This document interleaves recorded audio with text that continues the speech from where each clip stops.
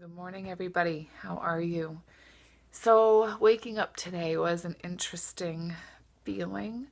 Um, Today marks my 6 year anniversary being diagnosed with MS. I had had symptoms for about a month, so I was quick to be diagnosed. A lot of people aren't diagnosed that quickly.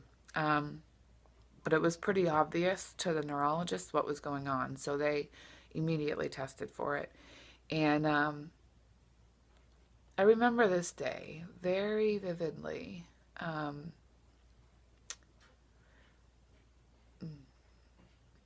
I was at work, and I share my story because I want to start this by saying I share my story to inspire others and to let you know where someone with MS is coming from. Um, I'm very blessed in that, when I was diagnosed, I made a lot of changes, positive changes that have therefore helped me significantly over the years. But that day, I had two very numb feet. Like I could barely walk on them. They were so numb, and I couldn't get my shoes on without like physically. I couldn't just like slip a pair of shoes on because I didn't know where the shoe was. If I touched it, I didn't know it was there. It's the weirdest feeling. Um, and then, it was just a lot of numbness. And that day when I went to work, I remember pushing on the pedals, and it's like it was yesterday. It's interesting. I was pushing on the pedals and I couldn't feel them. Not the safest thing to do is drive with two numb feet, but I had to get to work. So I went to work and I remember sitting there. I think we had our team meetings on Tuesday. Or no, it was a Monday. It was a Monday.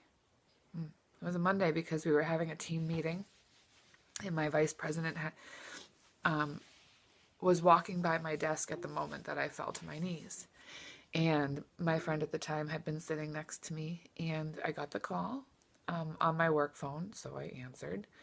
And my doctor said, "I don't want to tell you this on the phone, but you need to come in, and I want you to go through the emergency room so that we can admit you." And I'm like, "What? Like, what are you talking about?" And he said, "I just want you to come in. I don't want to tell you on the phone." And I said, "No, listen, you need to tell me because, hello, you just told me I need to be admitted." And he said, "We're 99.9% sure that you have multiple sclerosis. You need to get in here." And it was at that moment that I called my mom, who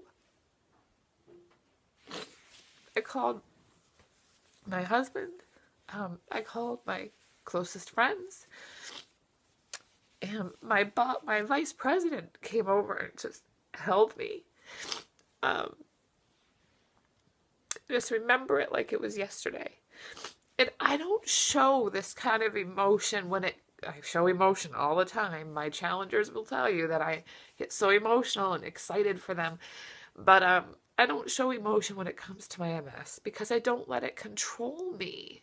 Because I have it, but it doesn't have me. But let me tell you, when an anniversary like this approaches, you're just brought back to that day.